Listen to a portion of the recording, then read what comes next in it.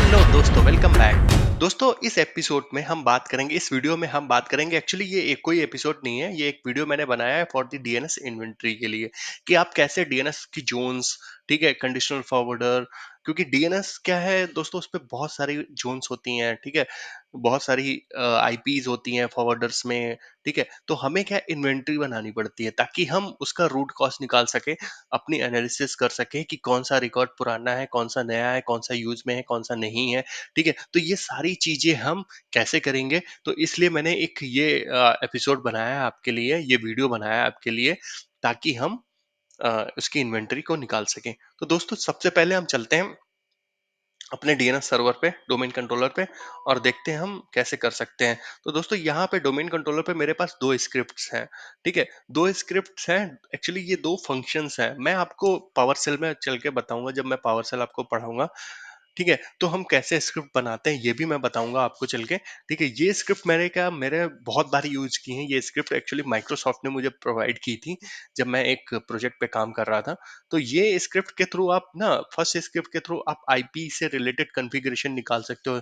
जैसे इसमें फॉरवर्डर्स हमें निकालना है, डीएनएस ऑर्डर निकालने हैं, डीएनएस ऑर्डर का वीडियो मैंने बनाया ही है, फॉरवर्डर्स भी मैंने बताया आपको, ठीक है, स्क्वेंजिंग इंटरवल निकालना है आपको, डीएनएस होस्ट नेम निकालना है, ये सारी चीजें आप इस स्क्रिप्ट से निकाल सकते हो। दूसरी स्क्रिप्ट क्या है दोस्तों, हमारे पास डीएनएस जोन है, ठीक है। डीएनएस जोन में जैसे हमने बहुत सारी प्राइमरी जोन बनाई थी, सेकेंडरी जोन बनाई थी, ठीक है, तो वो सारी चीजें आप यहाँ से निकाल सकते हो, ठीक है, जोन्स के नाम, और वो जोन जो है फॉरेस्ट वाइड रेप्लिकेट हो रही हैं या डोमेन वाइड रेप्लिकेट हो रही हैं या रेप्लिकेट ही नहीं हो रही हैं, प्राइमरी या सेकेंडरी जोन है, तो ये सारी चीजों को आप निकाल सकते हो, ठीक है। तो सबसे पहले मैं हम देखते हैं चल के। तो इस स्क्रिप्ट में एक ये लास्ट यहाँ पर एक फंक्शन है, यहाँ पर क्या है, मैंने अपनी डोमेन्स के नाम लिखे हुए हैं, ठीक है। आपको क्या करना है, मैं ये स्क्रिप्ट आपका लिंक मैं आपको दे दूंगा, आपको क्या करना है, इसको रिमूव करके बस यहाँ पर अपनी डोमेन्स के नाम लिखने हैं यहाँ पर, ठीक है। आपके पास जितनी भी डोमेन्स हैं, आप अपने डोमेन्स के नाम यहाँ पे लिख दीजिए, ठीक है। अब हम अगर इस स्क्रिप्ट को रन करते हैं, ठीक है, जैसे मैंने ये किया, हटाया, तो ये सेव करने के लिए बोलेगा, मैंने सेव कर दिया, ये स्क्रिप्ट रन हो गई, ठीक है। तो ये एक हमें आउटपुट दे देगी। आउटपुट ये आपका कहाँ हो गया, मेक श्योर जो आपकी स्क्रिप्ट की लोकेशन है, मैंने क्या किया, दोनों स्क्रिप्ट को सी डीएनएस के अंदर सेव किया है, क्योंकि जो ये फाइल होगी हमारी, जो फाइल निकलेगी, इससे आउटपुट निकलेगा, वो भी जाके यहीं पे सेव हो जाएगा, और जो आपका EXE फंक्शन है वो भी आपका सी डीएनएस पे होना चाहिए, ठीक है। तो ये आपका, ये आप थोड़ा सा ध्यान रखना कि फाइल भी वहीं जाएगी।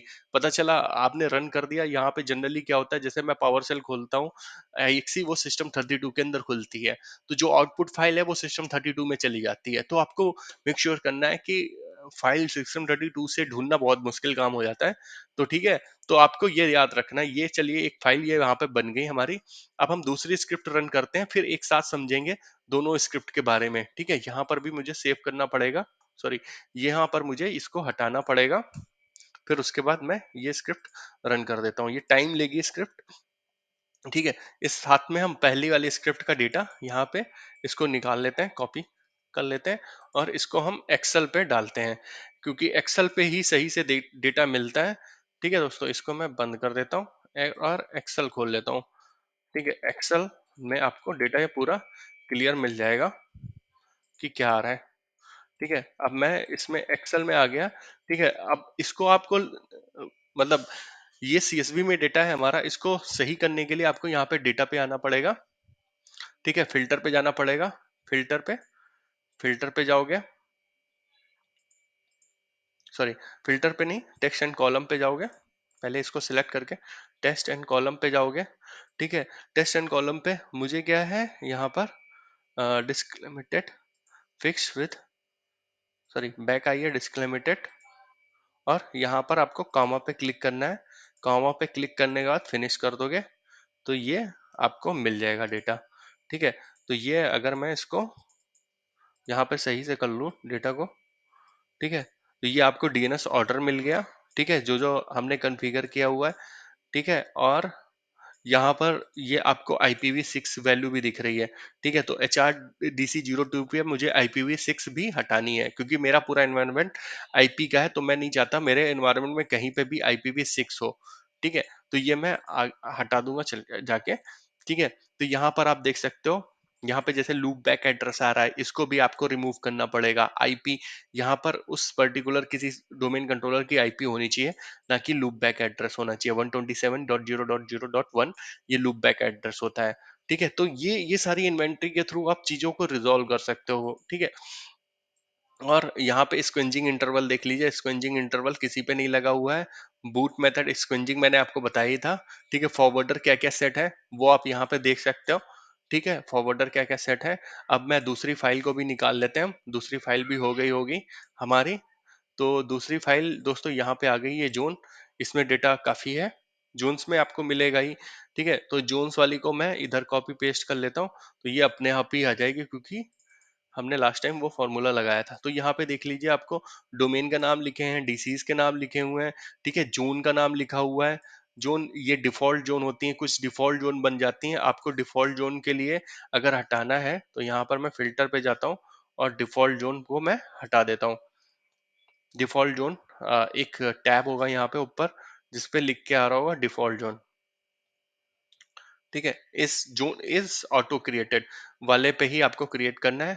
ठीक है, ऑटो क्रिएटेड वाले पे ट्रू पे क्लिक करेंगे तो डिफॉल्ट वाली सारी हट जाएंगी। ठीक है, ये ये जैसे हमने abu.com बनाई थी, ये प्राइमरी जोन बनाई थी। जो प्राइमरी का मतलब हो गया दोस्तों, प्राइमरी का मतलब हो गया यहाँ पर, प्राइमरी का मतलब हो गया जो इसमें बनी हुई है जोन। ठीक है, और जो फॉरवर्डर्स होगा यहाँ पर, फॉरवर्डर्स होगा वो कंडीशनल फॉरवर्डर्स वाला होगा यहाँ पर। जैसे यहाँ पे देखिए, ये फॉरवर्डर्स लिखा है।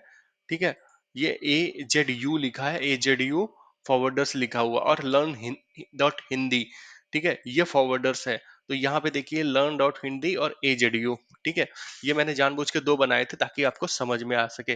तो आप इनको कलर कर सकते हो जैसा भी, मतलब आपको आप अपने हिसाब से कर सकते हो। जैसे यहाँ पे AZU हमारा हो गया फॉरवर्डर्स। ठीक है, और ये हो गया हमारा फॉरवर्डर्स। ठीक है, और सारी की सारी हमारी प्राइमरी जोन्स हैं। और इसमें आप ये देख सकते हो कि जो है ना, जो जोन जो हमारी रिप्लिकेट हो रही है वो फॉरेस्ट वाइड हो रही है। जैसे ही हमारी ये वाली जो है फॉरेस्ट वाइड वाली कौन सी जोन्स है, उनको निकालना है आपको। यहाँ से डोमेन फॉरेस्ट पे क्लिक कर दिया, फॉरेस्ट वाइड जोन हमारी आ गई। जैसे HR है हमारी, फॉरेस्ट वाइड हो रही है। ठीक है, तो एक वीडियो में मैंने इसको फॉरेस्ट वाइड किया था HR, जबकि ये जो बाय डिफॉल्ट बनी थी वो डोमेन होती है, बट मैंने इसको फॉरेस्ट वाइड रिप्लिकेट कर दिया था। लर्न अजोर इन हिंदी, ये भी हमारे फॉरेस्ट वाइड हो रही है। ठीक है, ABC ये मैंने आपके साथ ही मिलके किया था, ये भी फॉरेस्ट वाइड हो रही है। ठीक है, अगर आपको डोमेन वाइज देखनी है कौन कौन सी जोन्स है हमारे पास, जैसे यूपी होगी हमारी, क्योंकि यूपी को हमने अभी तक नहीं किया था, ये डोमेन वाइज रिप्लिकेट हो रही है। ठीक है, तो और अगर आपको देखना है कि कोई रिप्लिकेशन है ही नहीं किसी जोन पे, मतलब कुछ प्रॉब्लम है, तो जैसे ये हमारे दो फॉरवर्डर्स मैंने बनाए हुए हैं, कंडीशनल फॉरवर्डर्स, ये दोनों अभी रिप्लिकेट नहीं हो रहे। अगर आप यहाँ पे आओगे तो इनको प्रॉपर्टीज ओपन करोगे, तो ये देखिए यहीं पे conditional forwarder not replicated, not integrated with AD। ठीक है, तो ये तरीके से ना आप चीजों को सॉल्व कर सकते हो। ठीक है, चीजों को रिजॉल्व कर सकते हो, इसमें और भी सारी चीजें हैं। ठीक है, तो आपको और कौन सी हमारी जोन डायनेमिक सिक्योर है, कौन सी नहीं है। ठीक है, तो आपको मेक श्योर रखना है कि सारी जोन्स हमारी AD इंटीग्रेटेड हो और सारी सिक्योर हो। ठीक है, और ये कंडीशनल फॉरवर्डर्स के हमारे IPs आ रहे हैं। कंडीशनल फॉरवर्डर्स में जो मैंने IPs दिए हुए हैं, ये हमारा ये कंडीशनल फॉरवर्डर बना हुआ है, और उसके IPs आप यहाँ पे देख सकते हो। ठीक है, तो ये सारी चीजें आपको कंडीशनल, ये जस्ट लाइक बैकअप भी हो गया आपका कंडीशनल फॉरवर्डर का। ठीक है, रिफ्रेश इंटरवल और नॉन रिफ्रेश इंटरवल भी आप यहाँ पे देख सकते हो। ठीक है, तो ये जो ना, इसके थ्रू आप अ, चीजों को अच्छे से मॉनिटर कर सकते हो, मैं ये कहना चाहता हूँ।